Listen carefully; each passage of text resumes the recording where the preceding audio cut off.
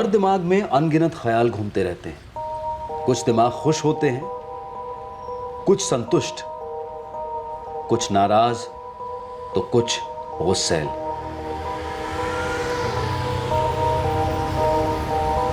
क्या किसी का चेहरा पढ़कर उसके दिमाग का हाल पता लगाया जा सकता है?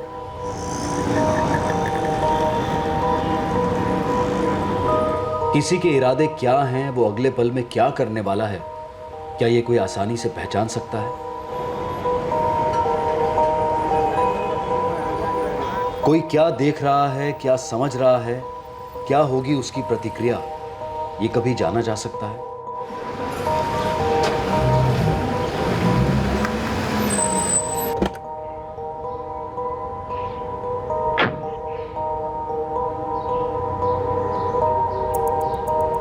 अपना बैग ख्याल और रखना। लाना पड़ेगा, और ठीक है? बिना भूले मुझे रोज फोन करना, ओके? अच्छा भाई चलो अब जल्दी करो वरना ट्रैफिक बढ़ जाएगी, फिर लेट हो जाएंगे हम लोग। ठीक है, आ जाओ आ जाओ। बाय माँ।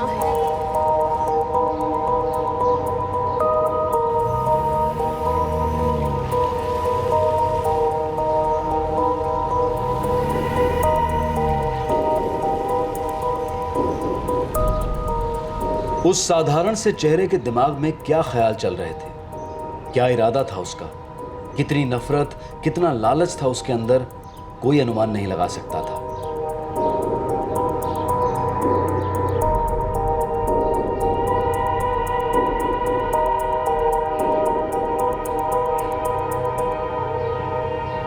ना ही बिल्डिंग का सिक्योरिटी गार्ड अनुमान लगा पाया जब वो बिल्डिंग के अंदर आए।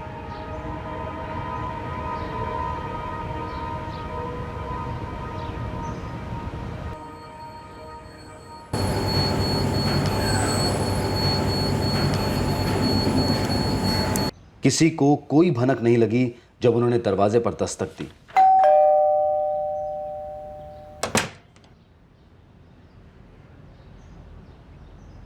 दीपा राठी तो बिल्कुल ही अनजान थी। बिना किसी डर के उसने उनके लिए दरवाजा खोला।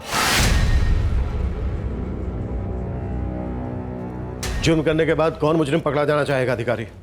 बहुत दूर भागने की कोशिश करेंगे वो। देखते हैं कितनी दूर भागते हैं। लाखों लोगों के बीच कहां छुपेंगे, कैसे छुपेंगे? हम भी उनका साया बनकर उन्हें उनकी असली जगह पहुंचाएंगे, सलाखों के पीछे। 12 जुलाई 2012 की शाम को जुर्म डिटेक्ट हुआ जब अरुण राठी अपने घर लौटे। क्या था यह जुर्म? वो लोग आराम से चलते हुए घर में आए थे और आराम से निकल गए। पता नहीं चल रहा था कि वो लोग क्यों आए थे और आसानी से निकल कैसे गए।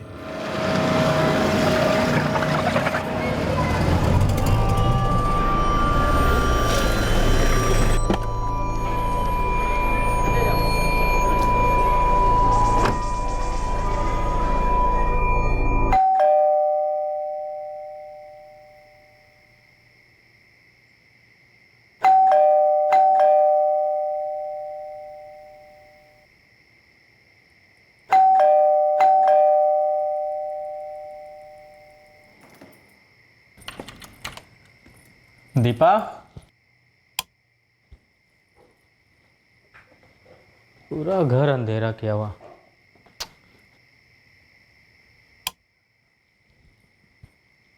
दीपा,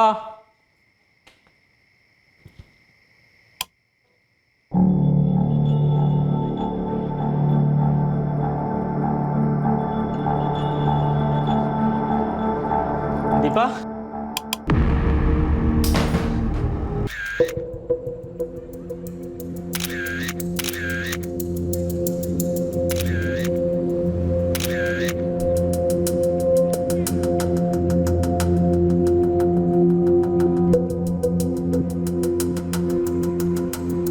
मेरी दोनों बेटियां अमेरिका गई हुई हैं।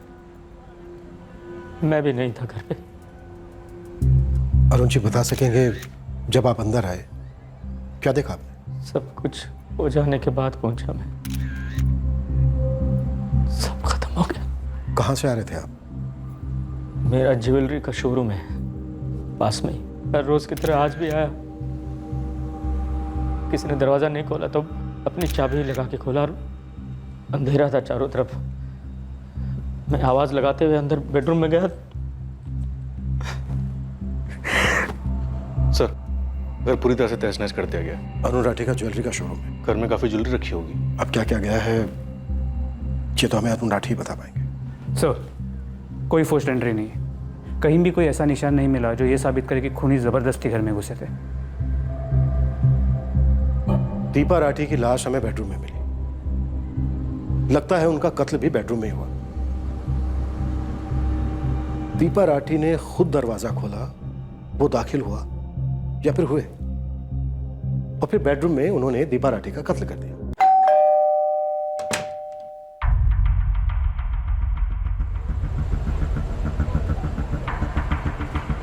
साहब, मेरी ड्यूटी शाम 6 बजे की थी। जब से मैं आया मैंने किसी को भी राठी साहब के घर जाते हुए नहीं देखा। शाम 6 बजे से पहले भी राठी साहब के घर किसी की एंट्री नहीं दिखाई दी। ऐसा क्यों? अगर तुम शाम के 6 बजे ड्यूटी पर आए तो दिन में ड्यूटी किसकी थी? साहब, मेरे से पहले विश्वास पारखी की ड्यूटी थी।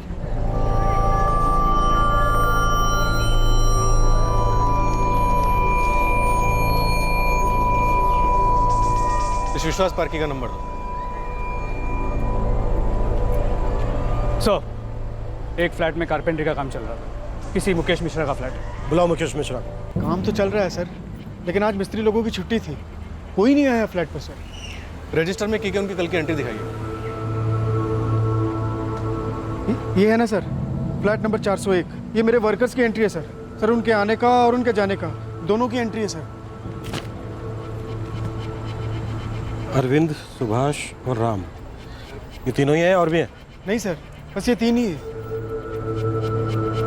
सर, पुरानी बिल्डिंग है, सीसीटीवी कैमरा नहीं है। सर, ये डे शिफ्ट वाला वॉचमैन विश्वास पार्की, इसके फोन की रिंग जा रही है लेकिन ये उठा नहीं रहा। घर से उठा लो इसे और साथ में तीनों कारपेंटर्स को। सर, घर के दरवाजे पर कोई फोर्स एंट्री के निशान नहीं। मतलब राठी परिवार का कोई जान पहचान वाला ही था, या फिर थे, या फिर कोई ऐसा जिसका बिल्डिंग में खूब आना जाना था। हाँ बेटा, जो भी पहली फ्लाइट मिले पकड़ के चले आओ। हाँ ठीक है, तुम मेरी चिंता मत करो, मैं अपना ध्यान रख लूंगा। अरुण जी, ऐसा कौन हो सकता है जो आपकी गैर हाजिरी में आपके घर आ सकता है और आपकी पत्नी उसको अंदर आने दे सकती है? देखिए, आपके घर के मेन दरवाजे पर फोर्स्ड एंट्री के कोई निशान नहीं। इसका मतलब यह है वो जो भी था, आपकी पत्नी उसे जानती थी। उन्होंने दरवाजा खोला और उसे अंदर आने दिया।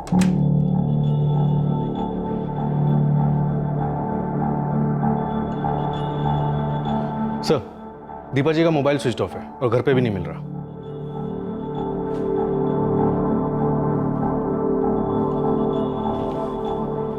कुछ समझ में नहीं आ रहा है मुझे, कुछ सोच भी नहीं पा रहा हूं। मुझे विश्वास ही नहीं हो रहा है कि मेरी बीवी दीपा अब नहीं रही।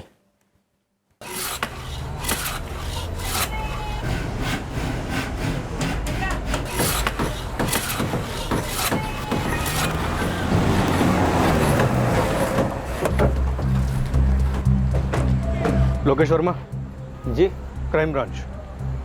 जी सर, क्या हुआ? तुम्हारे मिस्त्री अरविंद, सुभाष और राम कहाँ हैं? सर, ये तीनों सुबह से यही काम कर रहे हैं, पूरा दिन यहीं पर थे। हमें मुकेश जी के लिए कुर्सियां और बेड बनाना है।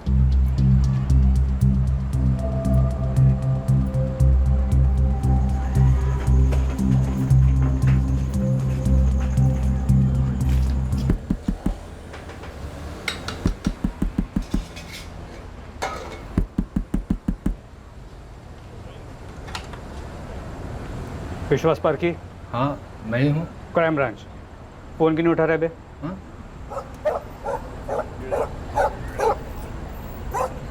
साइलेंट पर रखकर सो गया था सब। तेरी बिल्डिंग में कत्ल हुआ और तू फोन साइलेंट पर रख के सो रहा। कत्ल? क्या बोल रहे हैं साहब? किसका? विश्वास पार्की। अरुण राठी के फ्लैट में कोई गया और उस आदमी की एंट्री तेरे रजिस्टर में नहीं। उसने वहां दीपा राठी का कत्ल किया, उनका घर लूटा, और वो आदमी तू है। नहीं साहब, मैंने तो नहीं तो तेरा कोई दोस्त होगा जिसको तूने बिल्डिंग में आने दिया, ये कांड करने दिया, फिर तेरी ड्यूटी बदली और प्रकाश आ गया ड्यूटी पर। साहब, मैं बहुत छोटा मामूली आदमी हूँ, ईमानदारी से अपनी ड्यूटी करके पेट पालता हूँ, फिर मैं क्यों खून करूँगा? खून तो हुआ है पार्की, घर भी लूटा गया है। तूने नहीं किया, तेरे किसी दोस्त ने नहीं किया, तो फिर वो आदमी कौन था जिसको तूने रजिस्टर में बिना एंट्री किए राठी के एक फ्लैट में जाने दिया? हाँ साहब, वो रुपेश तोमर आया था दोपहर के 2:30 बजे के आसपास।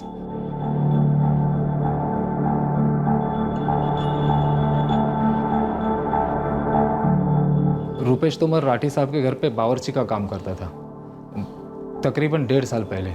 और तूने उसकी एंट्री करना जरूरी नहीं समझा? साहब वो पहले वहाँ काम करता था, जाना पहचाना था, तो मैंने भी जाने दिया ऐसे ही। और वो वहां से वापस भी चला गया? हाँ साहब।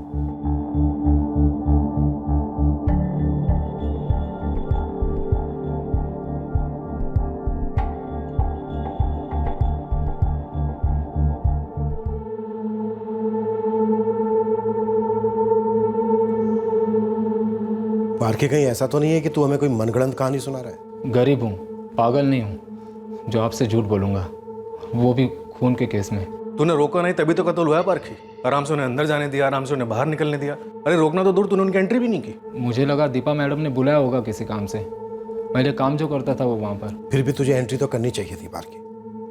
अगर तूने एंट्री नहीं की तो कम से कम एक बार दीपा जी को बता तो देता, उनसे पूछ तो लेता। गलती तो हो गई मुझसे, लेकिन मैंने सपने में भी नहीं सोचा था कि रुपेश ऐसा कुछ कर देगा। कसम से साहब, मुझे इस बारे में बिल्कुल पता नहीं था।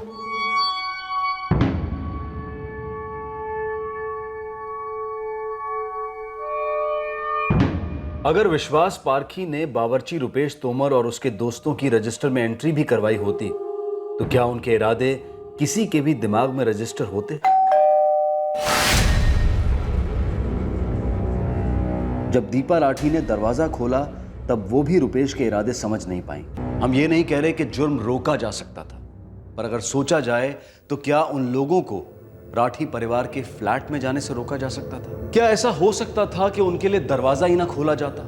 क्या अतीत की दस्तक सुनी जानी चाहिए थी? वो अतीत जो समय की धुंध में इतना ओझल हो गया था कि पीड़ित का पति अरुण राठी ये समझ ही नहीं पा रहा था कि उस घर का एक पुराना बावर्ची घर में क्यों लौटा। लेकिन उसे तो हमने 1.5 साल पहले निकाल दिया था नौकरी से, फिर वो लौटा क्यों? और अगर लौट के आया भी तो दीपा ने अंदर क्यों आने दिया? इस सवाल का जवाब तो आप ही दे सकते हैं अरुण जी।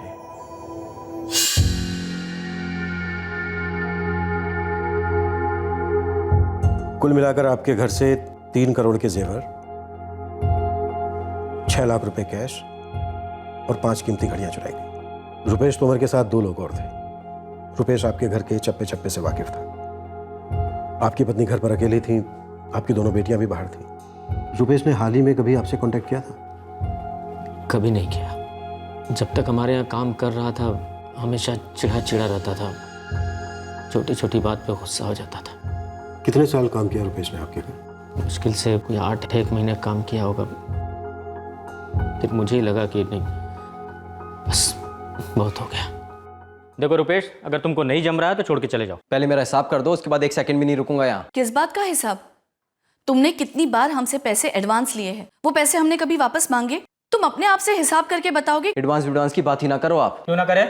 एडवांस पैसा नहीं होता क्या? हफ्ते में 2 दिन पार्टी, हर दूसरे दिन मेहमान, इतने लोगों का खाना बनाया, उसके कभी पैसे मांगे मैंने आपसे? महीने में कितनी बार जब हम घर पे नहीं होते तुम्हें किसी का खाना नहीं बनाना पड़ता, तब हमने तुम्हारे पैसे काटे क्या? मैडम जी ये कोई बात नहीं हुई, महीने का पूरा पगार लेकर ही जाऊंगा। ए रुपेश, बहुत हो गया तुम्हारा। हाँ, अब भी कभी निकलो यहाँ से, नहीं तो सिक्योरिटी बुलाना पड़ेगा। चल जाओ जाओ। बदला? लेकिन 1.5 साल बाद कोई बदला लेने क्यों आएगा इंस्पेक्टर साहब? वो भी इस तरह? दीपा को मार के क्या मिला उसे?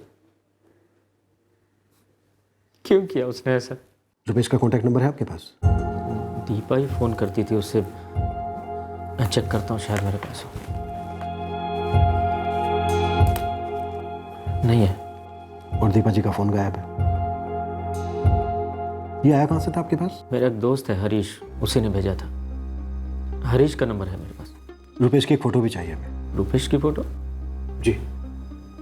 वो तो कभी ली नहीं। हरीश का नंबर? हाँ ये। और अब शुरू हो गई इन 3 युवकों की खोज जो कि सस्पेक्टेड किलर्स थे। एक था रुपेश तोमर, जो 1.5 साल पहले राठी फैमिली की नौकरी से निकाला गया था, और साथ में थे उसके 2 साथीदार जिनके बारे में अभी कोई जानकारी नहीं थी। हर खेल की एक टाइम लिमिट होती है, कुछ नियम होते हैं, लेकिन इस केस में पुलिस और कातिलों के बीच चला ये चूहे बिल्ली का खेल मानो खत्म होने का नाम ही नहीं ले रहा था। हाँ जी, मैंने ही अरुण को रुपेश तोमर का नंबर दिया था। क्या? अरुण ने मुझसे कहा था कि उसे एक अच्छे कुक की तलाश थी। आप करते क्या हरीश जी? मैं स्टॉक मार्केट में ब्रोकर हूँ। रुपेश का नंबर आपके पास कहाँ से आया? मेरे घर पर एक मोंटू चौहान नाम का कुक काम किया करता था, जो 2009 में काम छोड़कर चला गया था। फिर एक दिन अचानक मोंटू मुझे हमारी सोसाइटी में मिल गया। अरे मोंटू, इधर आ। अरे नमस्ते साहब। नमस्ते। तो अभी भी यही है? इस बिल्डिंग से तो अपना नाता जुड़ा है। फिलहाल मेहता साहब के यहाँ काम करता हूँ। अच्छा, मेरे एक दोस्त को भी महाराज की जरूरत है, तू उधर जाएगा? नहीं साहब, मैं मेहता साहब की नौकरी नहीं छोड़ सकता, लेकिन मेरा एक दोस्त है रुपेश, वो बहुत अच्छा खाना बनाता है और फिलहाल नौकरी भी ढूंढ रहा है सर। मेरा दोस्त विक्रोली में रहता है, वो उधर जाएगा क्या? हम लोग राजस्थान का गाँव छोड़कर यहाँ काम करने के लिए आए। अब यहाँ आकर क्या विक्रोली और क्या अंधेरी, एक ही तो बात है। मुझे उसका नंबर देना। 1 मिनट। ये रुपेश तोमर का नंबर, ये अभी ऑन होगा कि नहीं ये मुझे नहीं पता। मोंटू चौहान का नंबर भी दीजिएगा, क्योंकि अगर ये रुपेश का नंबर है भी तो इस वक्त बंद होगा। ये मोंटू चौहान का number.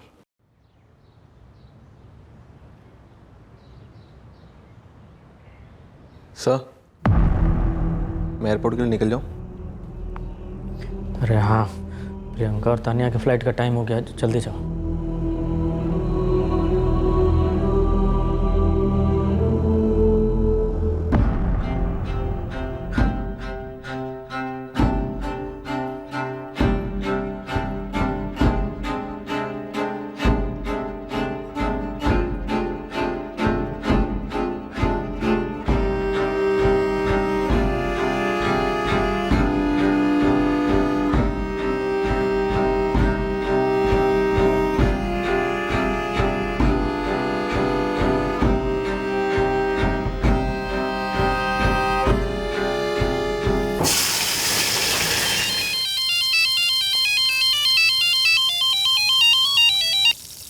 Hello, Montu Chauhan.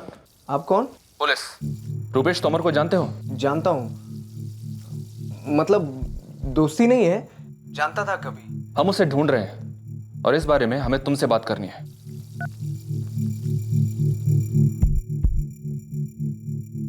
Hello, PSA अधिकारी बोल रहा हूँ, क्राइम ब्रांच से। एक नंबर की लोकेशन डिटेल्स चाहिए थी। 4445677876। रुपेश तोमर का नंबर है, मर्डर केस है, एकदम अर्जेंट। सर, घर के एल्बम चेक की मैंने, उसमें एक फोटो में है रुपेश।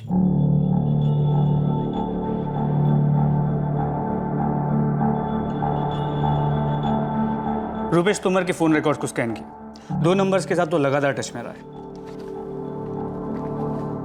मर्डर और लूट के टाइम पे रुपेश के साथ 2 लोग थे। जिन 2 लोगों के साथ वो लगातार टच में था वो ललित सिंह और पंकज सोलंकी। सर, दोनों के नंबर बंद आ रहे हैं, और ये ललित सिंह और पंकज सोलंकी दोनों के नंबर राजस्थान के, जैसे इस रुपेश तोमर का नंबर है। स्विच ऑफ होने से पहले तक की तीनों की लोकेशन टैप करते हैं। मैं इस रुपेश तोमर से ऐसे ही टकरा गया था। अच्छा, ऐसे ही? कहाँ टकरा गया था ऐसे ही? राजस्थान के धौलपुर जिले के सरनपुर गांव का रहने वाला है ये रुपेश। मेरा गांव भी उसी के बगल में पड़ता है। वो यहाँ काम ढूंढ रहा था।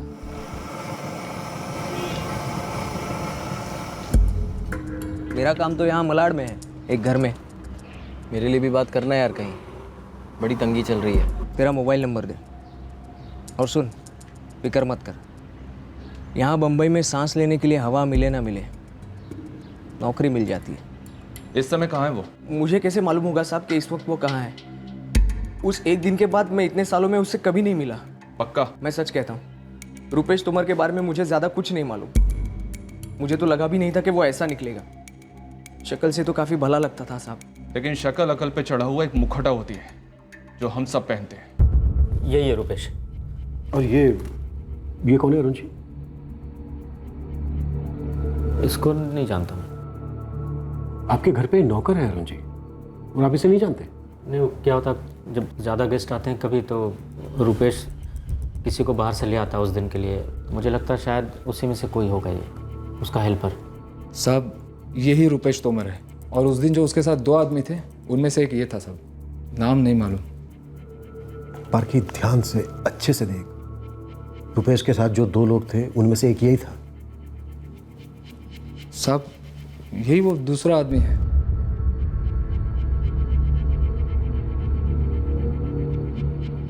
और तीसरा कौन था? नहीं मालूम साहब। जिन 2 नंबर्स के साथ जो रुपेश टच में रहा है वो नंबर्स किसी ललित सिंह और पंकज सोलंकी के। हमारे 3 सस्पेक्ट्स हैं। ये रुपेश तोमर जिसे हम जानते हैं, और ये जिसे हम शक्ल से पहचानते हैं। ये ललित या पंकज हो सकता है, और वो जो दूसरा नंबर है वो हमारे तीसरे सस्पेक्ट का हो सकता है। और ये जो है ये भी अरुण राठी के घर से अच्छी तरह से वाकिफ था। ये बात अलग है कि अरुण राठी नहीं जानते कि ये कौन है। सर ये है रुपेश तोमर, ललित सिंह और पंकज सोलंकी के फ़ोन रिकॉर्ड्स। सर इन तीनों के फ़ोन 12 जुलाई को दोपहर 4 बजे स्विच ऑफ हुए थे, और 12 जुलाई दोपहर को ही क्राइम भी हुआ था। सर फोन स्विच ऑफ होने से पहले की लोकेशन क्या है? विक्रोली सर, जहां मिस्टर राठी रहते हैं। सर तीनों के एड्रेसेस राजस्थान के। मंटू चौहान ने बताया था कि ये रुपेश राजस्थान के धौलपुर जिले का रहने वाला है। गांव का नाम सहारनपुर है। सर बाकी दोनों के एड्रेसेस भी सेम है, जिला धौलपुर, गांव सहारनपुर। सर ये ललित और पंकज के फोटोग्राफ्स हमें उनके सिम कार्ड फॉर्म से मिल जाएंगे।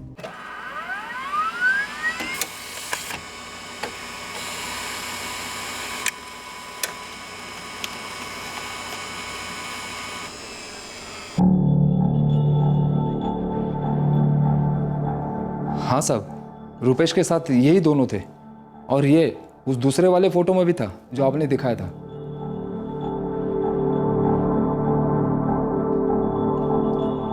रुपेश तोमर, ललित सिंह, पंकज सोलंकी, इन तीनों ने ही आपकी मिसेस दीपा जी का कत्ल किया है और आपका घर लूटा। इस बात की पूरी संभावना है कि इन लोगों को पहले से मालूम था कि दीपा जी इनको अकेली मिलेंगी। दीपा जी की तरफ से किसी तरह की कोई झड़प नहीं हुई। चांसेस हैं कि उन तीनों के पास हथियार थे, छुरे। रुपेश, रुपेश ये क्या कर रहे हो? ये क्या कर रहे हो तुम? एक बात समझ में नहीं आ रही है, दीपा ने दरवाजा खोला ही क्यों? दीपा जी को उनके इरादों के बारे में मालूम नहीं होगा, फिर भी दीपा जी को उनको घर के अंदर नहीं लेना चाहिए था। लेकिन 1.5 साल बाद क्यों लौटा? पैसों की खुशबू सालों तक रहती है अरुण जी। उन 8 महीनों में जब वो आपके यहाँ काम कर रहा था, उसने सब कुछ देखा होगा। क्या कहाँ पर रहता है, क्या आता है, क्या जाता है, कैश, जेवर, कीमती चीजें। तो आपका मतलब है उनकी प्लानिंग तब से चल रही थी? पॉसिबिलिटी तो है। जब हम उन तीनों को धर लेंगे तो पूरी तस्वीर सामने आ जाएगी। क्या हुआ, कैसे हुआ, उनके इरादे, उनकी प्लानिंग, लूट के साथ उन्होंने क्या किया। रुपेश तोमर, ललित सिंह और पंकज सोलंकी, इन तीनों के अलावा इस केस में और कोई संदिग्ध नहीं थी, और इन तीनों तक पहुंचना एक मुश्किल पहाड़ साबित हुआ। पुलिस ने क्या नहीं किया, शहर के हर एग्जिट रूट को सील किया, हर कांटेक्ट, हर लिंक का इस्तेमाल किया, लेकिन यह केस एक ऐसा केस साबित हुआ जहां क्रिमिनल्स मानो अदृश्य हो गए, हवा हो गए। जोशी, कदम, तुम दोनों राजस्थान के लिए रवाना हो जाओ तुरंत। अपने साथ बेस्ट टीम लेकर जाओ। सर। अधिकारी, इन तीनों के साथ किसी का कोई दूर दूर का भी रिश्ता हो, दोस्ती का, दुश्मनी का, सबको अंदर लो। सर।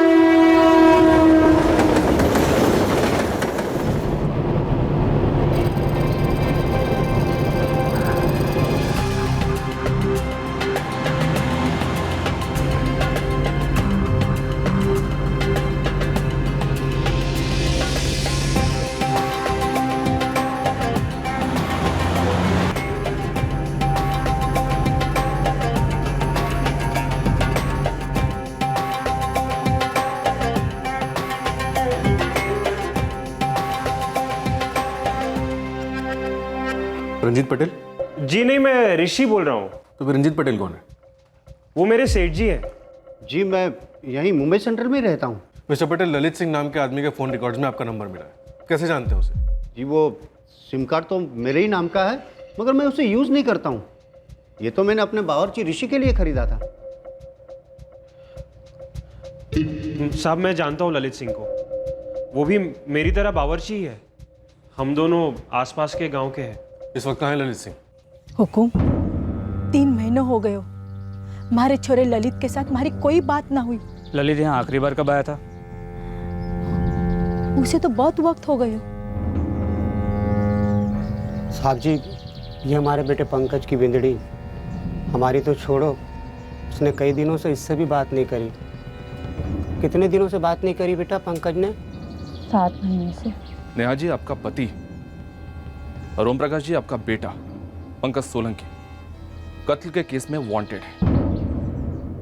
देखिए ओम प्रकाश जी, आप लोग इस बात को बहुत अच्छी तरह से समझ लीजिए। पंकज हम पुलिस वालों को जितना भगाएगा हम उसे उतना तड़पाएंगे।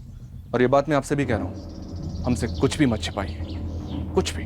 मारे छोरे ललित को मारी कोई फिक्र ना है। उसकी माई जिए या मरे, उसको कोई लेनो देनो नहीं है। और अब आप बोल रहे हो कि उसने किसी का खून किया? खून के साथ साथ ढेर सारे पैसे और जेवर भी लूटे। क्या? तो अगर वो आपको कहीं मिलता है या उससे बात होती है हमें ज़रूर बताइए, उसी में सबकी भलाई होगी। साहब, ललित को जानता हूं, मगर ये पंकज और रुपेश कौन है पता नहीं साहब। ललित है कहाँ इस वक्त? पता नहीं साहब, फोन पे ही बात होती है। क्यों, मिलते नहीं थे? महीनों से नहीं मिले साहब। हम दोनों आसपास के ही गांव के हैं। मुंबई साथ में ही आए थे 1.5 साल पहले। ट्रेन में हम दोनों एक ही डिब्बे में थे, सो थोड़ी बहुत जान पहचान हो गई। कोई खास दोस्ती नहीं है साहब। ललित काम कहाँ करता है? थाने में किसी आशीष गुप्ता के यहाँ काम करता है। मेरी तरह खाना बनाता है वहाँ पे। इस आशीष गुप्ता के घर का पता है तुम्हारे पास? नहीं साहब, पता तो नहीं मालूम, मगर मैं वहाँ आपको ले जा सकता हूँ। मैं एक बार ललित से मिलने गया था वहाँ पे। हुकुम, रुपेश 4 महीने पहले आया था, जब उसकी बिन्नी शिल्पा की तबीयत खराब थी। शिल्पा जी, आपके पति रुपेश ने मुंबई में एक अकेली औरत को जान से मार दिया और फिर उसका घर लूट लिया अपने 2 दोस्तों के साथ। मारे से तो उन्होंने 4 महीने से बात तक नहीं की है फोन पे। हुकुम, मोरो रुपेश ऐसो नहीं है। लेकिन जिस औरत का उसने खून किया, पहले वो वही काम किया करता था। फिर तनख्वाह को लेकर वहाँ मालिकों से झगड़ा हुआ और उसे काम से निकाल दिया गया। ये करीब 1.5 साल पहले की बात है। उसके बाद वो कहाँ काम कर रहा था? मारे को कुछ नहीं पता हुकुम। 1.5 साल में 3-4 बार गांव आया। अब उसकी बिन्नी पेट से, इसलिए 4 महीने पहले चेहरा दिखाया। उसे देखे बिना ही हमने उसका असली चेहरा देख लिया है। काफ़ी भयंकर। तो उस चेहरे को छुपाने की कोशिश ना करें। वैसे भी जिंदगी मुश्किल में है, उसे और बदतर ना करें।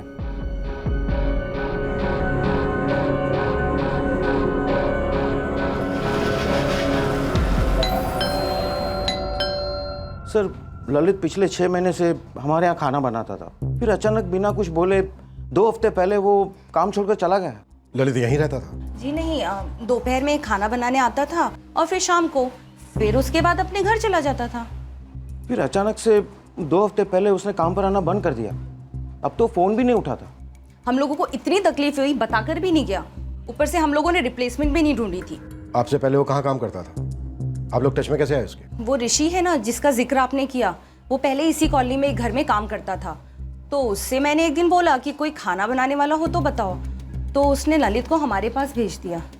रूपेश तोमर, ललित सिंह और पंकज सोलंकी, इन तीनों के घर वालों से बात हो चुकी है। और इन तीनों ने अपनी फैमिलीज को कांटेक्ट ही नहीं किया होगा? जी हाँ सर, लेकिन हमने इन तीनों घरों को सर्विलेंस पर डाल दिया है।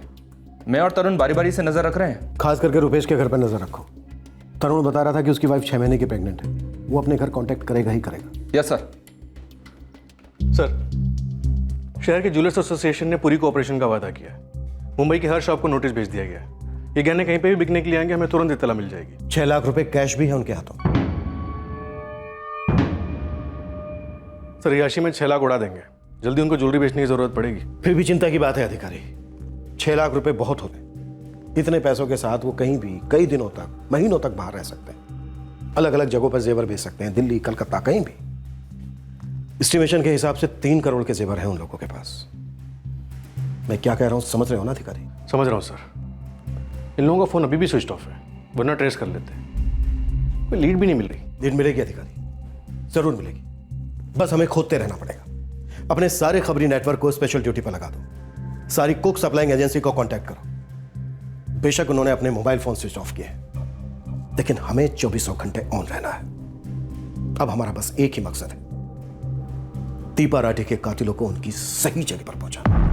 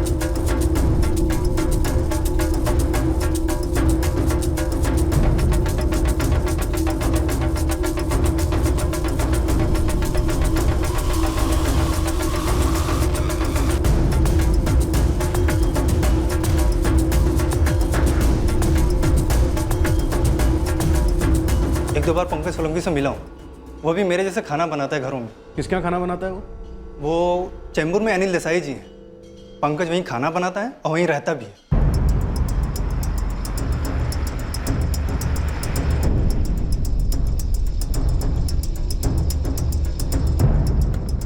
सर 2 हफ्ते पहले पंकज अपना सामान लेकर यहाँ से गुल हो गया। मैंने उसे बहुत सारे फ़ोन किए मगर मेरे एक भी फ़ोन का उसने जवाब नहीं दिया। पंकज को आपने किसके कहने पर रखा था? सी विंग में सिन्हा साहब रहते हैं, उसके वहाँ पे कुक काम करता है गौरव, उसके थ्रू मैं पंकज को मिला। सच बोल रहा हूँ साहब, मुझे नहीं मालूम कहाँ गया पंकज। मैंने तो उसे कई बार फ़ोन ट्राई किया, फिर अनिल जी को सामने से बोला नहीं लौटेगा शायद। तो इस वक्त कहाँ है पंकज? ये कहाँ हो सकता है? मुझे नहीं मालूम साहब, वो मेरे ही गांव का है, राजस्थान का। पता है हमें, लेकिन वो राजस्थान में अपने गांव अभी तक पहुंचा नहीं है। हमें सर्विलेंस बिल्कुल भी ढीली नहीं होने देनी है। टीम्स बदलते रहो। हो सकता है उनको शक हो गया हो हमारे बार बार उन्हीं लोगों को देखते हुए, और हो सकता है उन तीनों की फैमिलीज को किसी ने इन्फॉर्म कर दिया हो और उन तीनों की फैमिलीज ने हमारे टारगेट्स को। हमें पीछे नहीं हटना है, बिल्कुल भी नहीं। जी सर, नहीं हटाएंगे। 3 दिनों में टीम चेंज करेंगे। वैसे यहाँ के सबसे माहिर खबरियों को काम पर लगा दिया हमने सर। पूरे जिले में लुकआउट ऑर्डर है, रेलवे स्टेशन, बस स्टॉप, हर जगह। गुड, प्रेशर बनाए रखो। 1 सेकंड की भी चूक नहीं होनी चाहिए मनोज। क्लियर? सर, इस गौरव से तो कुछ भी हाथ नहीं लगा। राजस्थान से भी कोई पॉजिटिव लीड नहीं अधिकारी। कहाँ गायब हो गए थे? सर, अभी तक 116 बावर्चियों से पूछताछ की, 9 प्लेसमेंट एजेंसीज को टैप किया। पूरा का पूरा खबरी नेटवर्क डबल टिप के वादे पे काम कर रहा है। हमारी तलाश को 4 हफ्ते हो चुके हैं, लेकिन कुछ भी हाथ नहीं लगा। 3 छोटे मोटे क्रिमिनल्स ऐसे जिनका कोई पिछला क्रिमिनल रिकॉर्ड नहीं, उनके लिए मुंबई छिपने के लिए बहुत बड़ी जगह है। 2 करोड़ से ज्यादा की आबादी है अधिकारी। सर, अगर उन्होंने मुंबई छोड़ दिया हुआ तो अब तो और मुश्किल हो। इतना अच्छा सर्विलेंस सिस्टम है रेलवे स्टेशन पर, चेक नाका पर, बस स्टेशन पर, हर जगह, लेकिन फिर भी वो कहीं ना कहीं छिप सकते हैं। ज्वेलरी बेचे जाने की भी कोई खबर नहीं है सर। हमारे रडार से बाहर बेची गई होगी। तब तो हमें अपना रडार और दूर तक फैलाना होगा अधिकारी। 3 लोग आते हैं, एक अकेली औरत की निर्दयता के साथ हत्या करते हैं, उसका घर लूटते हैं और फिर हवा हो जाता है। ये सही है कि लोगों के दिमाग में क्या पनप रहा होता है ये किसी को नहीं पता, लेकिन अधिकारी इस वक्त हमारी नाक के नीचे एक संगीन इरादा सफल हुआ है। हमें पता है क्रिमिनल्स कौन, फिर भी वो फरार। अधिकारी, हमें अपनी तलाश हर दिन हर घंटे और मजबूती से बढ़ानी होगी, और आई एम श्योर हमारी ये तलाश अपनी मंजिल तक पहुंचेगी जरूर। जुर्म और मुजरिम कानून से ऐसे तो नहीं बच सकते। लेकिन ये कोई आम चोर पुलिस का चेज नहीं था। जैसे जोत से जोत जलती है, वैसे इस केस में भी एक सुराग कई और सुरागों पर रोशनी डालता, लेकिन हर सुराग एक अंधेरी सुरंग में जा मिलता। पलड़ा पूरी तरह से आरोपियों का भारी था और पुलिस की ना तो चित थी और ना ही पट। आखिरकार 2 महीने की तलाशे बामशक्कत के बाद क्राइम ब्रांच ने सफलता की पहली बूंद चखी।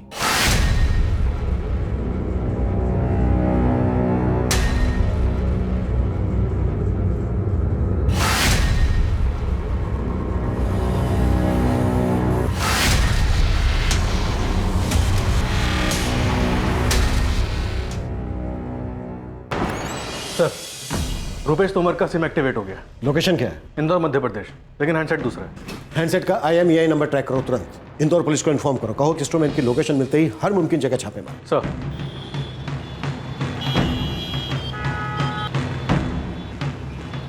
किसी मुंबईकर का हैंडसेट है? जी सर, बोरीवली का रहने वाला है, राजेंद्र धामनकर। ये रुपेश तोमर उसी का हैंडसेट इस्तेमाल कर रहा है।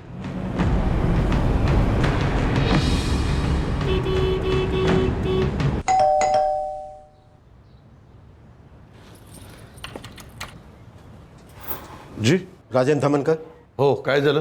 रुपेश तोमर का है। सर, किती वेळा सांगू, मैं किसी रुपेश को नहीं जानता। 3 महीने पहले मेरा मोबाइल गुम हो गया था। और तुमने कोई कंप्लेन दर्ज नहीं करवाई? सर, पुराना हो गया था मोबाइल, इसलिए कंप्लेंट नहीं की। और वैसे भी मैं नया लेने वाला था, सोचा जाने दो ना, कौन पुलिस स्टेशन की चक्कर काटेगा। साहब, ऐसा वैसा चक्कर नहीं है मेरा, चाहे तो आप किसी भी पहचान वाले से पूछ लीजिए मेरे बारे में। हाँ, हमें क्या करना है ये तुम्हें हमें बताने की जरूरत नहीं है। तुम हमें ये बताओ कि रुपेश तोमर ने तुम्हारे घर कितने दिन खाना बनाया था? सर, मेरे घर में सिर्फ मेरी पत्नी खाना बनाती है। सच्ची मैं किसी तोमर को नहीं जानता।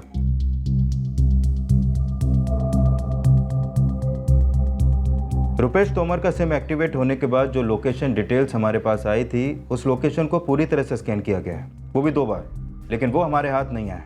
और रुपेश का फोन अब फिर से स्विच ऑफ है। अधिकारी, हम पूरी तरह से सतर्क हैं। हमने स्टेशन, लॉजेस हर जगह पे वॉच रखी हुई है। विनय आदमी किसी भी कीमत पे इंदौर नहीं छोड़ना चाहिए।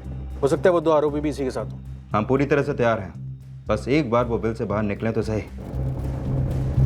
सर, रुपेश हाथ से निकल गया, उसका फ़ोन स्विच ऑफ है। ललित और पंकज का स्टेटस? दोनों का फ़ोन स्विच ऑफ है सर। 2 महीनों से पागलों की तरह मिनट ढूंढ रहे हैं और ये हमसे कई कदम आगे, वो भी एक वेल प्लान मर्डर और लूट करने के बाद। सर, मैं दोबारा से इन तीनों के फ़ोन रिकॉर्ड चेक करवाता हूँ। फर्स्ट टाइम क्रिमिनल्स के लिए कुछ ज़्यादा शातिर साबित हो रहे हैं ये लोग। सर, हम तीनों के घरों पर लगातार नजर रखे हुए हैं, पर तीनों में से कोई भी गांव नहीं लौटा है और ना ही उन्होंने अपने घर वालों को फ़ोन किया है। हम लगातार उनके कॉल्स भी मॉनिटर कर रहे हैं। रूपेश की पत्नी नेहा आजकल में कभी भी डिलीवर कर सकती है, लेकिन रूपेश की अभी तक कोई खबर नहीं है। सर, ऐसा लगता नहीं कि ये लोग इतनी जल्दी गांव अपने घर लौटेंगे या अपने घर वालों से कांटेक्ट करेंगे। मनोज, राजस्थान पुलिस से रिक्वेस्ट करो कि उनकी टीम सर्विलेंस का काम टेक ओवर करे। तुम और जोशी यहाँ जाओ, मुझे तुम दोनों की यहाँ जरूरत है। Yes sir. वो तीनों सोच रहे हैं कि वक्त बीतते ही उनके जुर्म का दाग भी मिट जाएगा, लेकिन हम उनकी तलाश कभी छोड़ेंगे नहीं। सर, 3 महीने से आप लोग काम कर रहे हैं इस केस पर, अभी तक एक भी पॉजिटिव न्यूज़ नहीं मिला है। मेरी वाइफ के कातिल पकड़े जाएंगे या नहीं? जरूर पकड़े जाएंगे अरुण जी, भरोसा रखिए हम पर। लेकिन एक बात समझ में नहीं आ रही है मेरी, अगर उन लोगों को लूट पार्टी करनी थी तो पूरा घर लूट के ले जाते, मेरे वाइफ को क्यों मार दिया? ये हमारा सबसे पहला सवाल होगा उनसे जब वो पकड़े जाएंगे। हमें चाहे जो करना पड़े हम वो करेंगे, लेकिन रुपेश, ललित और पंकज अब ज्यादा दिन हमसे भाग नहीं पाएंगे।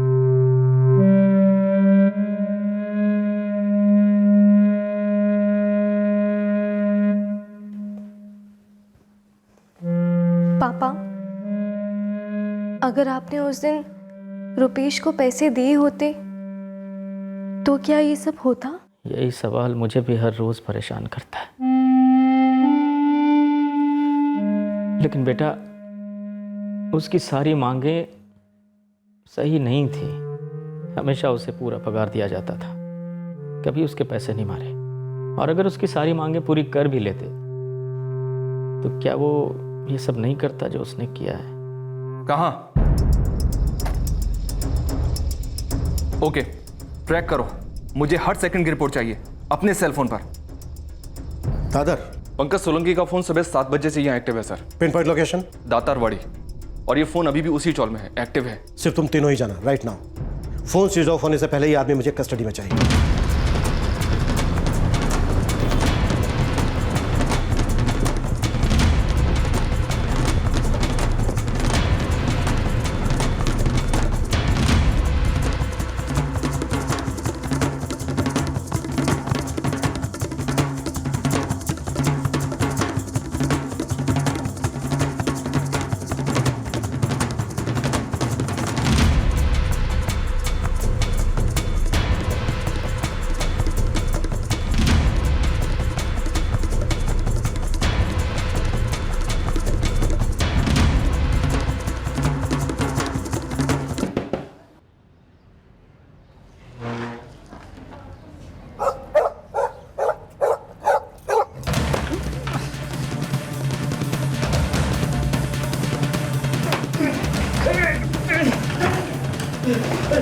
दीपा राठी के कत्ल और जेवरों की लूट के लगभग 3 महीने बाद आखिरकार 3 क्रिमिनल्स में से एक पंकज सोलंकी पकड़ा गया। क्या पंकज अपने दोनों साथीदारों को भी पकड़वाएगा? क्या उसे पता था कि रुपेश तोमर और ललित सिंह कहां हैं?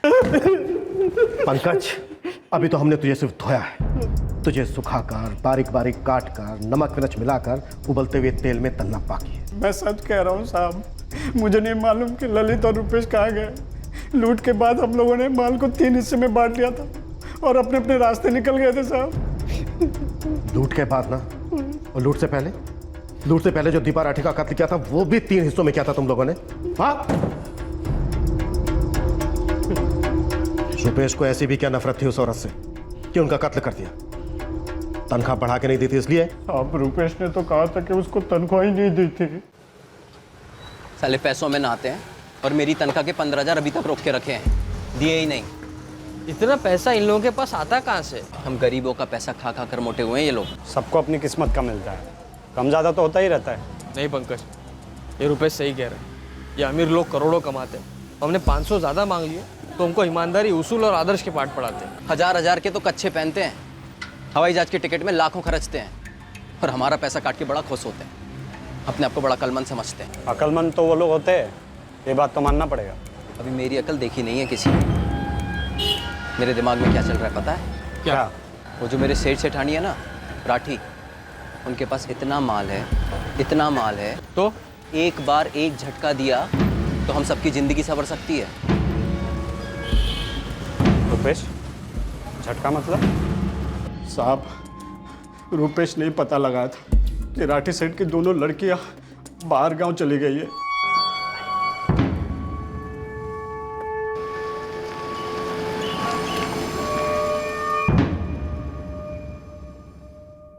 साहब, हम तो सिर्फ उसके साथ गए थे, जैसे उसने कहा वैसे ही किया साहब।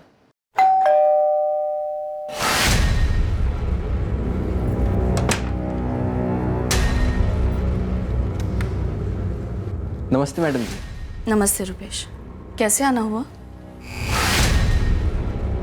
बस यहाँ से गुजर रहा था तो सोचा आपसे मिलता चलूं। और सेठ जी, प्रियंका, तान्या सब ठीक है? सब ठीक है। आओ अंदर आओ, पानी पी के जाओ।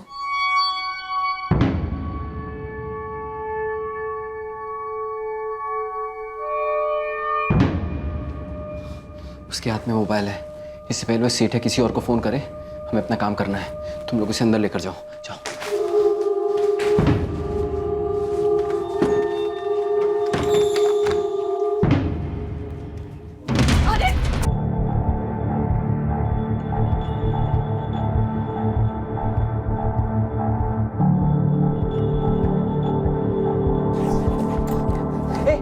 इधर आ, इधर आ।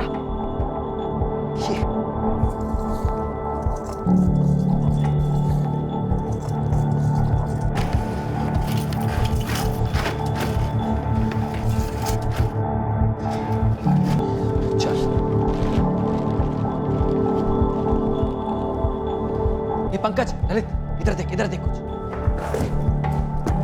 ए छोड़, ए चल चल चल चल चल। घर में जो भी जेवर, रोकड़ा और चीजें मिली, हमने रुपेश के घर में रखा।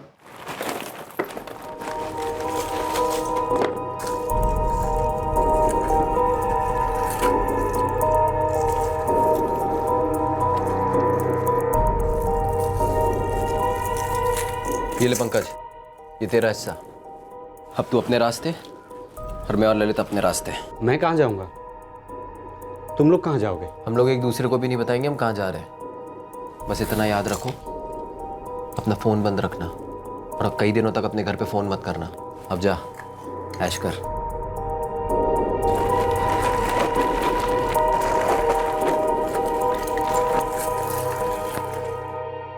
उसके बाद मैं राजस्थान निकल गया था साहब। मुझे नहीं मालूम वो दोनों कहाँ गए। और वो जेवर तेरे हिस्से के क्या क्या उनका? जयपुर में एक जौहरी को बेच दिया साहब। उसको बोलना पड़ा कि एक चोरी का माल है, तो उसने 10% कम दिया। फिर मैं वो सारे पैसे लेकर मुंबई निकला और सारे पैसे उड़ा दिए साहब, और अब काम की तलाश में हूँ। देख पंकज, अब कोई भी बात छुपाने से कोई फायदा नहीं होगा।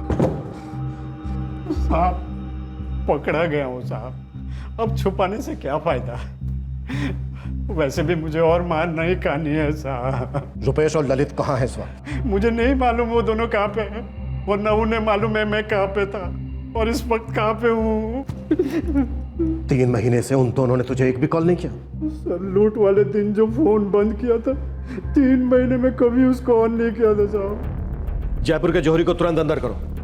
चोरी किए हुए गहने खरीदना भी उतना ही बड़ा जुर्म है जितना की चोरी। सर। और इस पंकज को फिर से तोड़ो, और तब तक तोड़ो जब तक ये पक्का नहीं हो जाए कि ये वाकई में नहीं जानता कि रुपेश और ललित कहाँ है। पंकज सोलंकी की कड़ी पूछताछ हुई, पर वो अपनी बात पर अड़ा रहा कि उसे मालूम नहीं है कि रुपेश और ललित कहाँ मिलेंगे। रुपेश की पत्नी नेहा ने बच्चे को जन्म दिया, लेकिन रुपेश ना देखने आया और ना ही उसने कोई फोन किया। फिर एक बार रुपेश का सिम एक्टिव हुआ और उसकी लोकेशन ट्रेस की गई।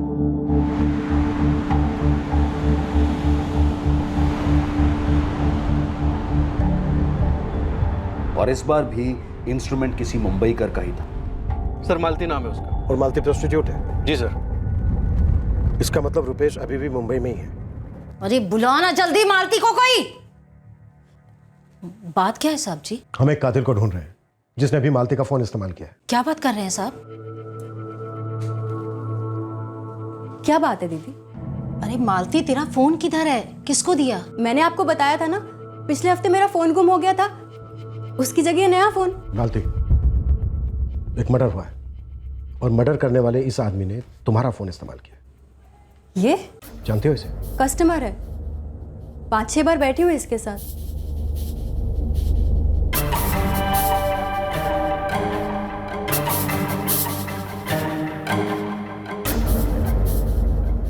अब समझ में आया साहब, लास्ट टाइम जब मैं इसके साथ बैठी थी तभी से मेरा फोन गायब है। साले हलकट ने मेरा फोन चोरी कर लिया। पिछले हफ्ते वो आया था यहाँ? हाँ साहब, तभी तो उसने फोन गुल किया होगा। आपके यहाँ जो आदमी आया था वो एक खूनी है। हमारे यहाँ तो क्रिमिनल आए या बाबू, हम तो सिर्फ एडवांस रोकड़ा लेते हैं, जन्म पत्री नहीं लेते। अगली बार वो इधर आएगा ना सर, तो 2 फटके उसको मैं लगाऊंगी और अपना फोन छीन लूंगी। अगर वो वापस यहाँ आता है तुरंत हमें बताना, वो वांटेड है। सर, रुपेश का लोकेशन अभी भी मुंबई है। अपने सारे नेटवर्क एक्टिव कर दो अधिकारी, इस बार ये बचना नहीं चाहिए। सर एक और बात, ये रुपेश बार बार एक ही नंबर पे बात कर रहा है। नंबर ट्रैक करो और नंबर के मालिक को उठा लो अभी के अभी। सर रिंकी माथुर। रुपेश तोमर को कैसे जानती हो? सर हम फोन पर बातें करते थे, कभी मिले नहीं। 4 दिन में 23 कॉल, 38 SMS एक्सचेंज हुए हैं तुम दोनों के बीच, और तुम हमसे कह रही हो कि तुम उससे कभी मिली नहीं हो। सर आप बताइए ना, बात क्या है? पहले तुम बताओ, कैसे जानती हो रुपेश तोमर को? मैं उसे जानती नहीं और कभी मिले भी नहीं, बस हम फोन फ्रेंड्स हैं। Phone friends? सॉरी आपको तकलीफ दी। इट्स ओके, कोई बात नहीं। वैसे आपकी आवाज़ सुनकर काफ़ी अच्छा लगा। नमस्ते।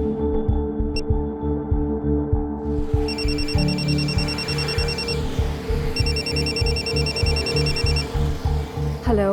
हाँ शिल्पा, मैं रुपेश बोल रहा हूँ। लेकिन मैं शिल्पा नहीं बोल रही हूँ, लगता है आपने फिर से रॉन्ग नंबर लगा दिया। ओह सॉरी, पता नहीं क्यों बार बार किस्मत मेरा कनेक्शन आपसे जोड़ रही है। लगता है आपकी शिल्पा ने ना आपको रॉन्ग नंबर दे दिया है। हाँ लेकिन ये गलत कनेक्शन इस बार बड़ा सही लग रहा है। आपसे बात हो जाती है, दिन अच्छा जाता है। ऐसा क्यों? पता नहीं, कुछ तो है। शायद आपकी आवाज़ में जादू है। Thank you. वैसे आप मुंबई में रहती हैं? जी हाँ। आप जरूर फिल्म स्टार होंगी। कुछ भी, मैं एक कॉलेज स्टूडेंट हूँ। और आप? मैं भी कॉलेज स्टूडेंट हूँ। बस सर, ऐसी दोस्ती हुई और हम बात करने लगे।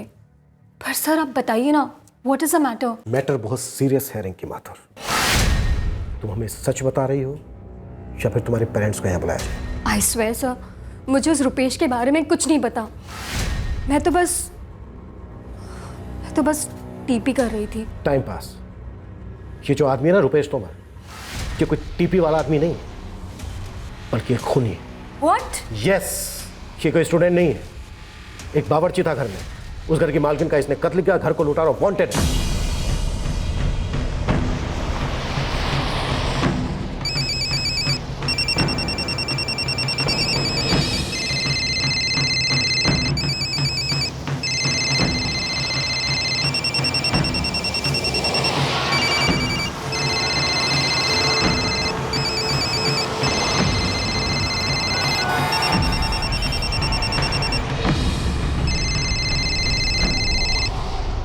सर, रुपेश का नंबर जिन शहरों में एक्टिव हुआ था, हर उस जगह पे टीम से ढूंढ रही है, लेकिन अभी तक कोई लक नहीं है।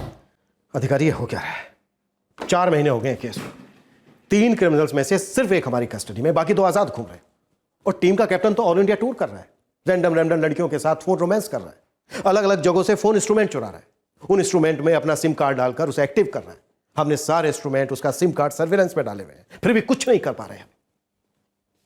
वो ऐसा गेम खेल रहा है हमारे साथ जिसमें वो तो माहिर होता जा रहा है, लेकिन हम गोल गोल घूम रहे हैं।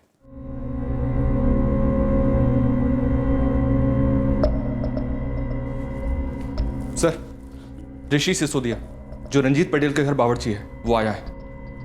बुलाओ। साहब, आज सुबह ललित का फोन आया था। यार ऋषि, यार मुझे बहुत पछतावा हो रहा है यार। तू इतने बड़े कांड में शामिल क्यों हो गया? गर्मा गर्मी में हो गया। मुझे लगा तवा गर्म है तो रोटी सेक लूँ, तो हाथ ही जल गया यार। अब क्या करेगा? मुझे वापस आना है यार, पहले जैसे काम पे जाना है। रुपेश ने बहुत गलत करवाया हमसे। तू है कहाँ इस वक्त? मैं दमन में। दमन में कहाँ? उधर किसी होटल में खाना बनाने के काम पे लगा है साहब। ललित ने पीसीओ से कॉल किया था सर। उस पीसीओ के पास जितने भी होटल हैं सब पे छापे मारो और घसीट के लेकर आओ उसको। सर। ऋषि, तुमने बहुत अच्छा किया जो हमें यहाँ कर बताया। अब ललित तुम्हें वापस फोन करता है तो उससे आराम से बातें करना और पता करने की कोशिश करना कि दमन में किस होटल में वो काम कर रहा है। और हाँ, हमारे बारे में एक शब्द तक मत बोलना। जी।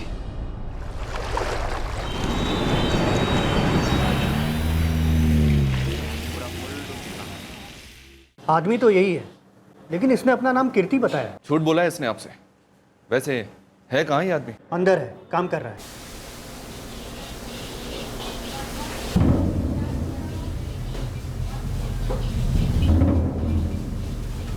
ए कीर्ति, यहाँ आना तो। ये लोग तुमसे मिलने आए हैं।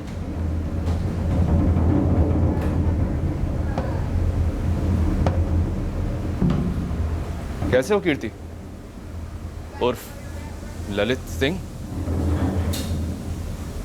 कत्ल के लगभग 6 महीने बाद दूसरा कातिल ललित सिंह अब पुलिस की हिरासत में आ चुका था। पंकज की तरह वो भी नहीं जानता था कि मुख्य आरोपी रुपेश तोमर कहां था, लेकिन एक और ट्विस्ट जरूर आया। साहब सच में पता नहीं साहब, रुपेश इस वक्त कहाँ है साहब। जब से हम लोग अपने अपने रास्ते चले गए साहब, तब सर ने बात तक नहीं की साहब। कांड के बाद हम लोग खुश नहीं थे साहब, बहुत पछतावा हो रहा था सबको साहब। देख, जिसे सच में पछतावा होता है ना, उसके लिए नए रास्ते खुलते हैं। मेरे थाने में पछतावा, ये शब्द कहना भी गुनाह है। लाखों करोड़ों लोग तुझसे 10 गुना ज्यादा गरीब सूखी रोटी अपने पसीने में डुबो के खाते हैं, अपने बच्चों को खिलाते हैं। बेगुनाह लोगों के खून में नहीं डुबोते, समझा? इसलिए इस पछतावे के ड्रामे का चार्ट डाल और मुझे सिर्फ ये बता कि रुपेश कहाँ है। ये सच में मालूम नहीं साहब, रुपेश इस वक्त कहाँ है साहब। सब कुछ खत्म हो गया साहब, हमारा सब कुछ खो दिया हमने।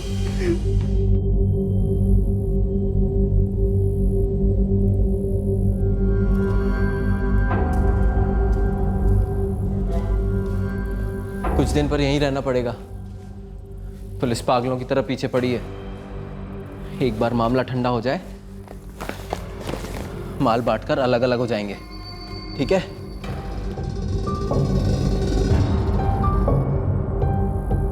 राठी मैडम का कत्ल करने और उसके घर को लूटने के बाद हम भाईंदर में एक टूटी फूटी इमारत में एक हफ्ता भर रहे, जहाँ कोई नहीं आता था, कुत्ता भी नहीं। फिर एक दिन सोचा लूट आधा आधा करके अलग अलग रास्ते चले जाते हैं, पर पता चला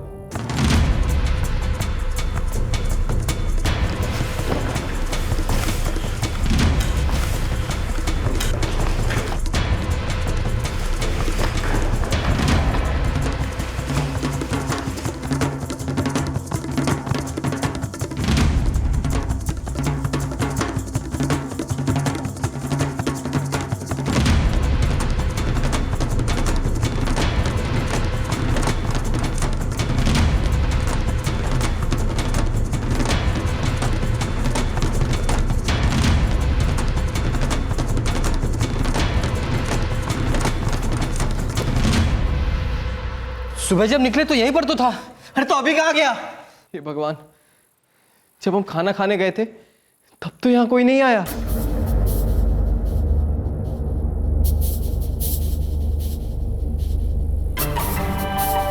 रुपेश, हम लोगों ने गलत किया शायद यही हमारी सजा है। ऊपर वाले ने भी तय किया इन दोनों को लूट का मजा नहीं मिलेगा। अब क्या करें? मेरे पास इतने ही बचे हैं, 10-15 हज़ार होंगे। बात तो यहीं से शुरू हुई थी। तुमने कहा था राठी ने तुम्हारे 15,000 बाकी रखे, तो मिल गए। ये तू रख ले यार, और भाग जा कहीं, छुप जा कहीं जाके। तू क्या करेगा? मैं अपना रास्ता ढूंढ लूंगा। तूने सच्ची बात बोली है, शायद मेरे भाग में यही लिखा था, सो मिल गया।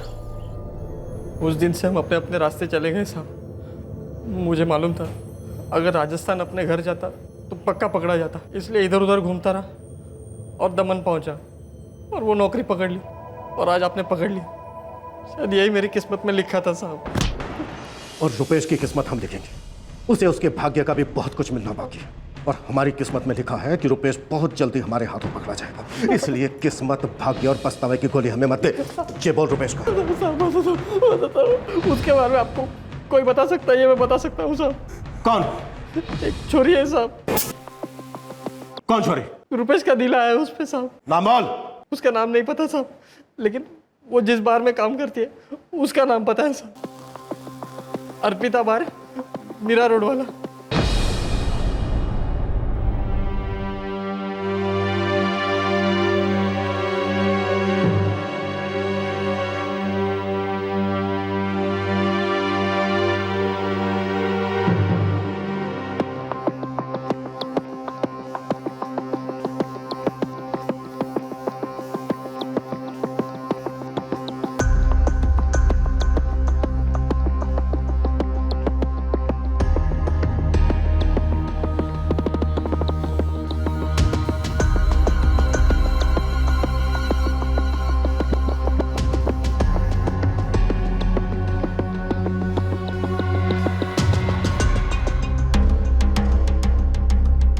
हाँ यही रुपेश है साहब, हमारे बारे में आता है, रेगुलर है। लास्ट टाइम कब आया था? कुछ ही दिन पहले आया था। कोई खास है जिसके लिए आता है? अंकिता करके है, उस पर फिदा है वो। अंकिता यादव नाम है उसका।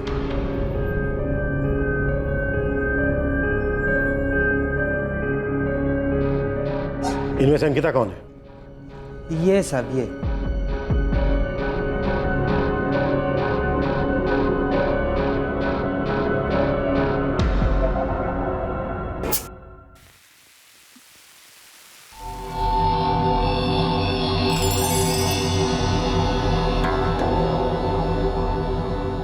हाँ सर, मैं रुपेश को जानती हूँ। करीब से जानती हो उसे? वो मुझसे लव करता है, शादी करना चाहता है मुझसे। तुम भी उससे शादी करना चाहती हो? हाँ सर। अंकिता, तुम एक ऐसे आदमी से शादी करना चाहती हो जिसने अपनी मालकिन का कत्ल किया है, उसके घर को लूटा। देखो, दो रास्ते हैं तुम्हारे पास। एक, रुपेश को पकड़वाने में हमारी मदद करो, और दूसरा है कि रुपेश के साथ जेल जाने के लिए तैयार हो जाओ। बोलो, क्या चाहती हो?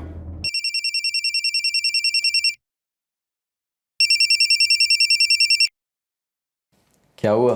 तुम्हारी याद आ रही है। मेरा भी वही हाल है। तो कब देख सकूंगी तुम्हें? जब दिल करे, बस मेरे बारे में सोचो, हाजिर हो जाऊंगा जानू। तो आ जाओ ना मुझसे मिलने। वैसे भी हमें 2 हफ्ते हो गए ना मिले हुए। तुमने बुलाया और हम ना आए, हो ही नहीं सकता। आज मुश्किल है, कल आता हूँ। कल रात? अभी इसी समय आ जाओ ना, जहाँ कहीं भी तुम हो, बस आ जाओ वहां से। अरे यार, सुपरमैन भी इतनी जल्दी इतनी दूर से नहीं आ पाएगा। बोला ना, कल आता हूँ और पूरी रात रुकूंगा, ढेर सारी बातें करेंगे। Sir, location Pune. Pune police को इन्फॉर्म करो कि टीम रेडी रखे, वो कल किसी भी वक्त वहां से निकल सकता है। सर। अंकिता, रुपेश से तुम्हारी इसी नंबर पर बात होती थी? हमेशा से रुपेश से मेरी इसी नंबर पे बात हुई है, कोई दूसरे नंबर के बारे में मुझे नहीं मालूम। जोशी, कदम, बार मैनेजर को कॉन्फिडेंस में लो, पूरे स्टाफ को भी तैयार करो। लगता है कल की रात हमारे लिए बड़ी रात होगी।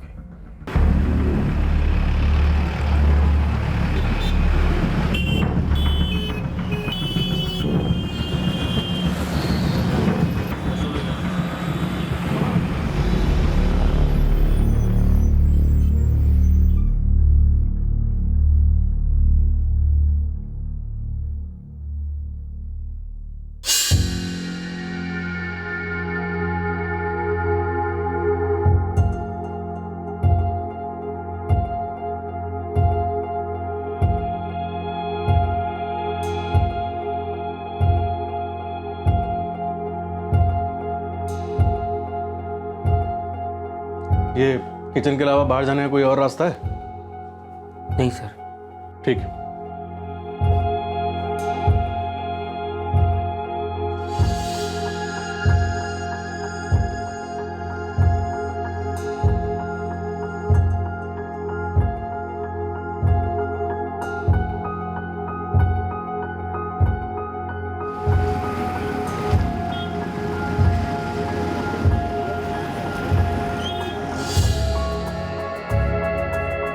सर, पुणे पुलिस अभी तक उसे ट्रैक नहीं कर पाई है, लगातार मूव कर रहा है वो। उसका फोन इस वक्त सर्विलेंस में है? Yes sir. अधिकारी, इस बार वो हमारे हाथों से बच नहीं पाएगा।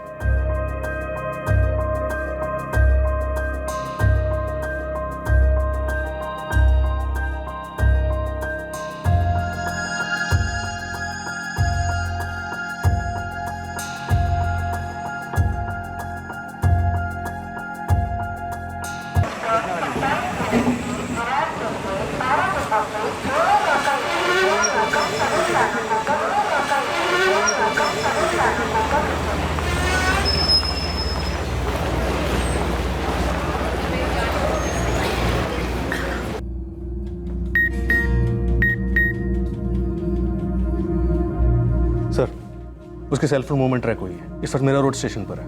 मुकुल को अलर्ट करो, उससे कहो जैसे ही रुपेश अंदर एंटर करता है हमें इशारा करे। सर।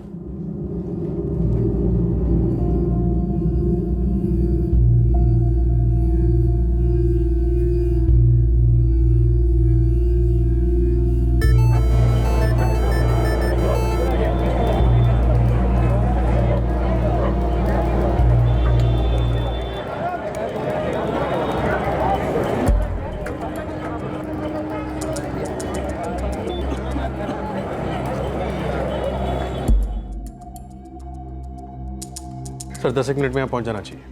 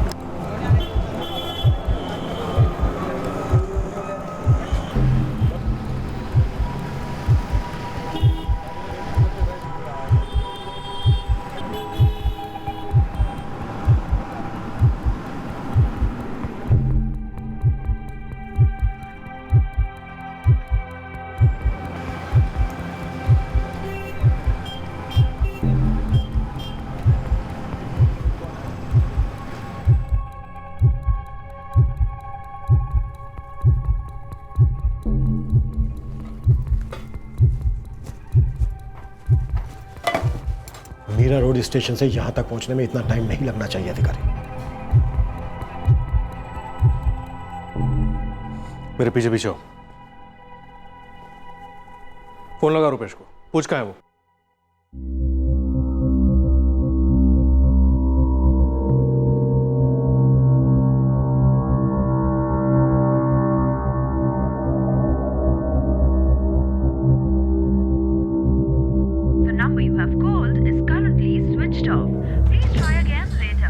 ऐसा कैसे हो सकता है? सर, उसका नंबर सर्विलेंस पे था, पूरी टीम ट्रैक कर रही थी। मीरा रोड स्टेशन से निकल के वो यहाँ के रास्ते पर था। हाँ, तो फिर उसने रास्ता कैसे बदल दिया? किसने टिप दी क्या? सर, कुछ मिनटों पहले रुपेश को कॉल आया था, सर्विलेंस टीम उस नंबर को ट्रेस कर रही सर।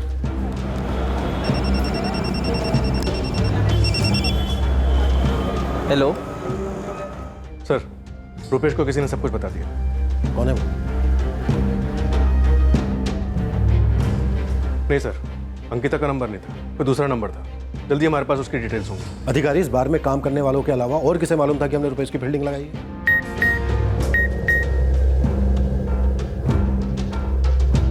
सर, बार मैनेजर पीयूष दास।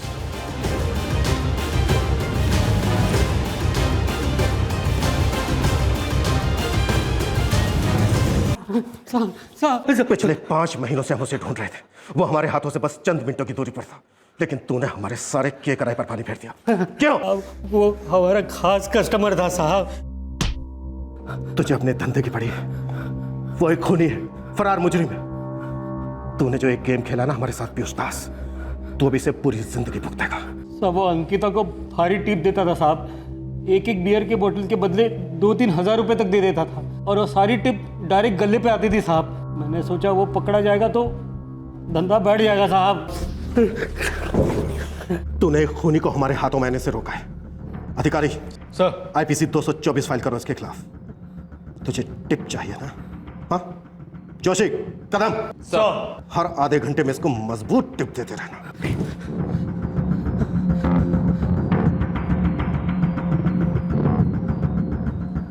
सर फोन अभी भी स्विच ऑफ जा रहा है। अब तो सिम दोबारा स्विच ऑन नहीं से रहा। हमें अब 24 घंटे नजर रखनी पड़ेगी अंकिता पे सर। सिर्फ अंकिता नहीं, रुपेश से कनेक्टेड अब तक जितनी भी लीड है उन पर 24 घंटे सर्विलेंस, हर कॉल ट्रेस चाहिए मुझे। वो प्रोस्टिट्यूट मालती, फोन फ्रेंड रिंग की, दोनों पर। सर पंकज और ललित को और तोड़ो और तबीयत से तोड़ो, कुछ ना कुछ बकेगा जरूर। ये रुपेश मुझे हर हालत में लॉकअप में चाहिए और इसे तो मैं खुद तोड़ूंगा। एक बात और है सर, वो बार मैनेजर पीयूष, उसे पता था कि रुपेश कातिल है, फिर भी उसने रुपेश को टिप दी। पैसों का लालच बताया तो उसने। हाँ लेकिन वो तो पीयूष का लालच था। एक बेकार कुक के पास इतने पैसे कहां से आए सर? ललित का कहना था कि लूटा हुआ सारा कैश, ज्वेलरी और घड़ियां उस बैग में थे जो महेंद्र से चोरी हुआ। तो फिर इस रुपेश के पास इतने पैसे कहां से आए? दीपा राठी का परिवार इस दर्दनाक हादसे का समापन चाहता था। वो तीनों खूनियों को जेल में देखना चाहते थे। उन्हें दीपा के लिए न्याय चाहिए था। दूसरी ओर क्राइम ब्रांच हर मुमकिन प्रयास कर रही थी फरार खूनी रुपेश तोमर को धरने के लिए। वो भी इस केस का समापन चाहते थे। 2 खूनी पकड़े गए थे, बस अब तीसरे किंगपिन को अंदर करना बाकी था। लेकिन आरोपी रुपेश तोमर महाशातिर साबित हो रहा था। रुपेश के सिम कार्ड और चुराए हुए हर सिम कार्ड की लोकेशन की ट्रैकिंग हो रही थी। लेकिन हर बार वो क्राइम ब्रांच को चकमा दे रहा था। जहां वो होता, वो पूरा एरिया स्कैन होता। रुपेश को शौक था फोन रोमांस का और बेबुनियाद रिश्ते बनाने का। इसके चलते पुलिस ने ऐसी कई यंग लड़कियों की पूछताछ की जो रुपेश की चाल में आ गई थी, और वो भी हक्का बक्का रह गई जब उनका रुपेश के खून से लिखे क्रिमिनल अतीत से परिचय कराया गया। जुर्म को लगभग 1 साल हो गया।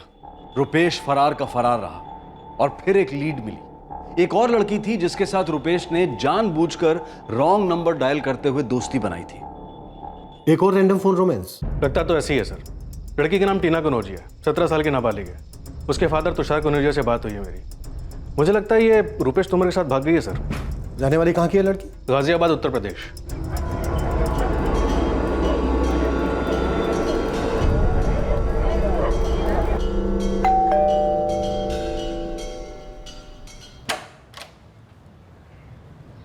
जी, ये टीना कनौजिया का घर है? कुछ भी नहीं बोले टीना। इसने उसको कई बार फोन पे बात करते हुए देखा और 1 हफ्ते पहले हमारी इकलौती 17 साल की बेटी टीना किसी को बिना बताए घर से भाग गई।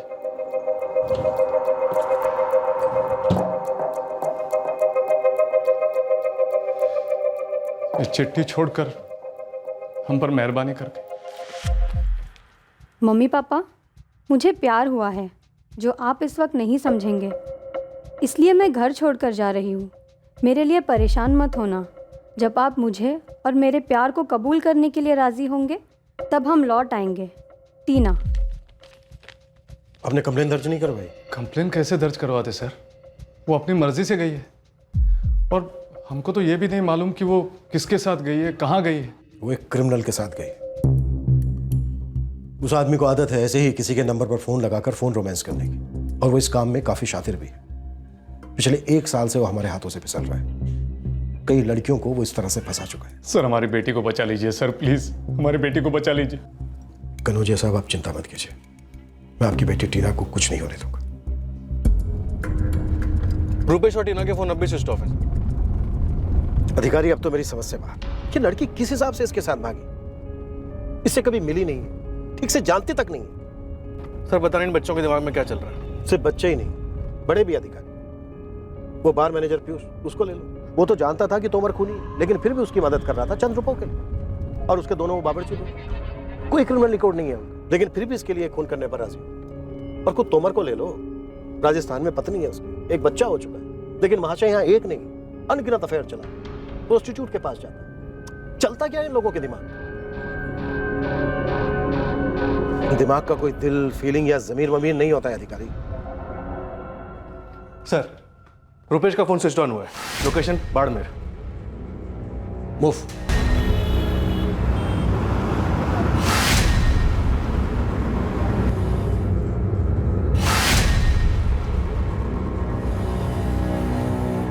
हाँ साहब, इन दोनों को देखा है, इस आदमी को भी और इस छोरी को भी।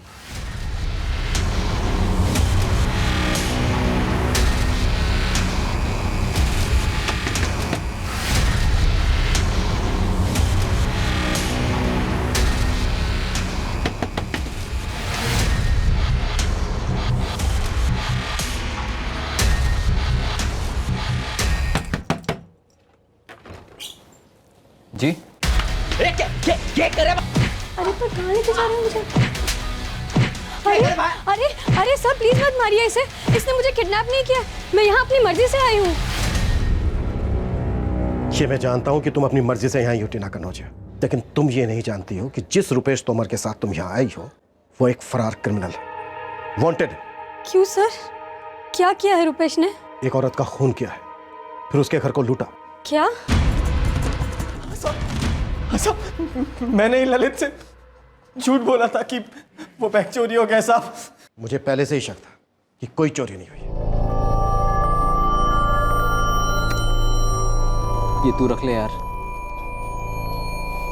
और भाग जा कहीं। तू क्या करेगा? मैं अपना रास्ता ढूंढ लूंगा। हाँ साहब, मैंने ही वो लूट वाला बैग छुपा कर रख दिया था।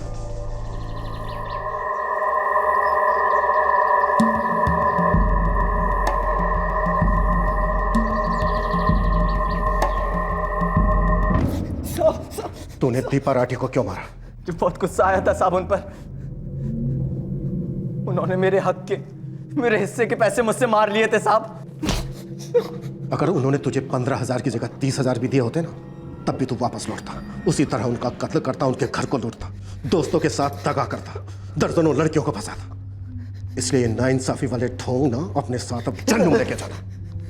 सर, टीना की मेडिकल रिपोर्ट आ गई है, फिजिकल रिलेशनशिप रही है रुपेश के साथ। अधिकारी सर, चार्जशीट रेडी करो और उत्तर प्रदेश पुलिस को बोलो कि इसने एक नाबालिग लड़की टीना कन्नौजिया के साथ बलात्कार किया है, शेप चार्जेस फाइल करें। वो सरासर झूठ बोल रहा है इंस्पेक्टर। मेरी वाइफ कभी भी सर्वेंट्स के पैसे नहीं काटती थी, बल्कि उल्टा बिना मांगे एडवांस और बोनस दिया करती थी। पर हाँ, रुपेश कुछ ज़्यादा ही पैसे मांगने लग गया था, इसीलिए मैंने उसे निकाल दिया। और देखिए, 1.5 साल बाद भी जब घर आया और उसने क्या किया, उसी का गला काट दिया। एक्चुअली दीपा को ही दरवाज़ा नहीं खोलना चाहिए था। बिल्कुल सही अरुण जी, दीपा जी को दरवाज़ा नहीं खोलना चाहिए था। पर दीपा जी रुपेश के मन के इरादों को कैसे पहचान पाती? हाँ, ये भी सही है। हम रुपेश तोमर और उसके दोनों साथियों पर चार्जशीट फाइल कर रहे हैं। अब कोर्ट तय करेगा कि उन तीनों को क्या सजा मिलनी चाहिए।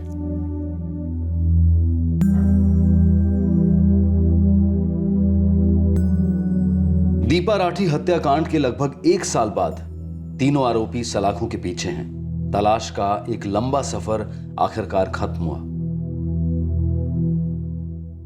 रुपेश तोमर, उसके साथीदार ललित सिंह और पंकज सोलंकी पर आईपीसी की धारा 302 के तहत हत्या के लिए, धारा 34 के तहत कॉमन इंटेंशन के लिए, धारा 397 के तहत हत्या या जानलेवा हमले के साथ चोरी और डकैती करने के लिए और धारा 452 के तहत नुकसान पहुंचाने के इरादे से जबरदस्ती किसी के घर में घुसने के चार्जेस लगाए गए हैं। रुपेश तोमर पर एक नाबालिग लड़की के साथ रेप करने के जुर्म में आईपीसी की धारा 376 और पॉक्सो एक्ट यानी कि protection of children from sexual offences के चार्जेस भी लगाए गए। आखिरकार तनख्वाह के पैसों को लेकर ही रंजिश थी और इस गुस्से को अंजाम देने के लिए तोमर अपने साथीदारों के साथ 1.5 साल बाद लौटा और इतना संगीन जुर्म किया। उतना ही नहीं, उसने अपने साथीदारों के साथ भी धोखा किया। रुपेश का मानना था कि राठी परिवार ने उसके हक के पैसे हड़प लिए, लेकिन अगर उसे ये पैसे दिए जाते तो क्या वो ये जुर्म नहीं करता? रुपेश का लालच उसके रोष पर हावी हो गया था। अब अहम सवाल यह उठता है कि अपने आप को अन्याय का शिकार बताने वाले रुपेश को इस कत्ल को करके कभी न्याय मिल सकता था? जवाब है कतई नहीं। हमारा दिमाग और उनमें पैदा होने वाले विचार एक तरीके से ये हमारी तकदीर लिखते हैं। अब देखिए, जैसे रुपेश के मन के विचार उससे कह सकते थे कि तुम्हारे साथ जो हुआ है वो अन्याय नहीं है, भूल जाओ, आगे बढ़ो, लेकिन नहीं, उसका दिमाग बार बार एक ही चाबुक चलाता रहा कि तुम्हारे साथ अन्याय हुआ है, तुम पीड़ित हो, जाने मत दो, बदला लो। उसी तरह दीपा राठी के दिमाग में कुछ दूसरे ही विचार थे जब उन्होंने दरवाजा खोला। उनका दिमाग पूरी तरह से जाहिर खतरे को पहचान नहीं पाया। किसी के विचारों में कैसे इरादे बन रहे हैं ये जानना लगभग असंभव है। लेकिन एक बात तो बिल्कुल स्पष्ट है कि किसी पर भरोसा करना, विश्वास करना, ये एक ऐसा गुण है जिसे इस कदर संभाल कर रखना चाहिए कि उसके साथ आप अपने आप को भी संभाल पाए। लोगों के लिए दरवाजे तो हमें खोलने ही है, उनके साथ तमीज से भी पेश आना ही है। बस इतना ख्याल रखें कि कोई हमारी अच्छाई का गलत फायदा ना उठाए। आपसे फिर मुलाकात होगी क्राइम पेट्रोल सतर्क में एक और नए केस के साथ। तब तक अपना ख्याल रखें, सुरक्षित रहें, स्वस्थ रहें और याद रखें, सही वक्त, सही कदम, सतर्क रहें। जय हिंद। ऐसे और भी मज़ेदार वीडियो के लिए हमारे चैनल को लाइक, शेयर और सब्सक्राइब करें।